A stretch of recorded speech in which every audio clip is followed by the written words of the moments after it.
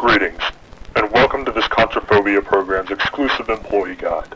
This videotape is going to help you get a basic knowledge on how to act and work inside the establishment. Before we delve into the specifics, we would like to inform you that this videotape is property of a Contraphobia program establishment, and if you, by any chance, got a hold of this tape while not working for Contraphobia, you have to discard the tape immediately. You have been warned. Part 1. Accessing and getting familiar with the establishment. The Contraphobia program has at its disposal two separate buildings. The first one is a basic 6-room building. It features 2 diagnosis areas, a restrooms area, a supply closet, and a director's office. Remember that this building is a counterfeit building, used to deceive visitors and authorities. To access the Contraphobia program's main building, please make your way to the alley nearby. You will find a well-concealed hatch. Please confirm your identity in the counterfeit building beforehand. You will find yourself in a somewhat unfamiliar underground area. It is the authentic Contraphobia program's establishment. Always refer to this map when navigating inside the area. This large building has 12 specially designed rooms entirely made to materialize our aims, executing experiments involving our patients for the sole goal of purifying them of their phobias. The building also contains 2 observatories to understand and observe all of our patients' actions and behaviors inside their chambers, before and after experimentation. You will also find 2 highly secured areas in which we store all important data, ranging from patient files to classified information. The building also has at its disposal 2 supply closets in which we store valuable items and chemicals. And right in the center, you can find the conference room in the office, where our director and the executives gather to discuss general topics about monthly progress, future plans, etc. Be advised that you are not allowed to enter that room under any circumstances. Part 2. General behavior around other employees. During your work at the establishment, you are asked to behave in a good manner alongside your fellow employees. Remember, too, be respectful around employees. Do not get into conflicts under any circumstances. Do not do someone else's work. Each one of you have their assigned tasks to do. Please maintain order. And if you see an employee doing some of the following: not clocking in on time, being in high clearance rooms, taking pictures, doing other people's tasks, then you have to report it to our executives as soon as possible.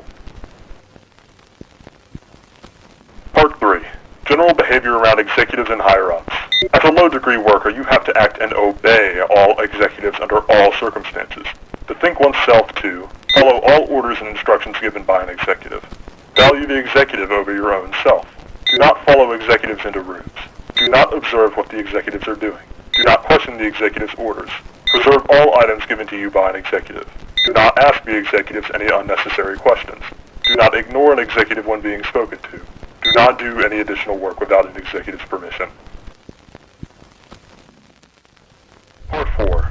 Parents. If a parent enters the establishment looking for their kid, please tell them they're doing great. Their phobia diagnosis will be done in a few weeks' time. To go home until further notice. If a parent insists on checking up on their kid, please repeat the same process as before. If they continue on aggressively, do not let them, and please report it to the executives.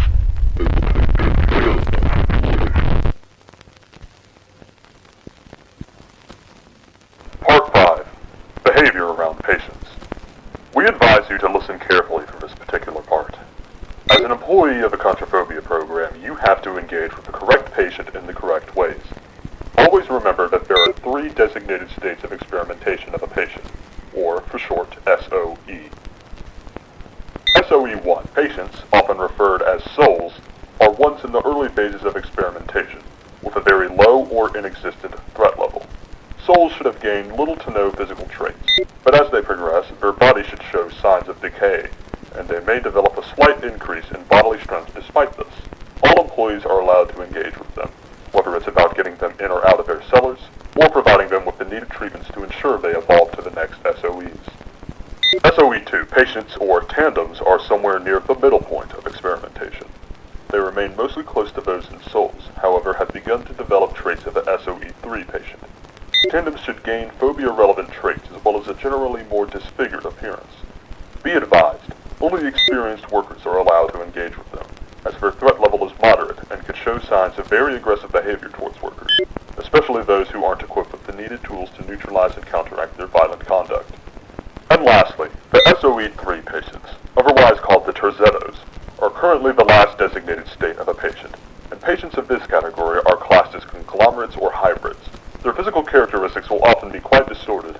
influenced by their fears. Phobia-related traits will have developed far from SOE2 patients. Tests show that more than 95% have gained inhuman capabilities, such as surviving multiple hazards such as incineration, numerous gunshots, exposure to highly concentrated chemicals and acids, etc. Do not engage unless you are a highly trained and authorized employee, specifically chosen by our director. Do not access their rooms without meeting the necessary precautions such as acquiring a specially designed gas mask and a hyper-concentrated meta-sustenance compound discharger. More information regarding this substance will be included in future videotapes. Most terzettos enclose themselves with an unidentified material that has proven to be venomous and toxic and is derivative of the compound mentioned before. Now, you might be wondering what happens when you break one or multiple rules. Well, you will of course get fired for not obeying the program's main guidelines and regulations, as we do not accept incompetent or unqualified employees. Remember that you have a family to feed and a dream to achieve. Remember that you, amongst many others, want to change America for the better. Remember that this is the best job you could have ever signed for. And remember our motto: whatever happens in the establishment stays in the establishment, because you do not want to lose this job.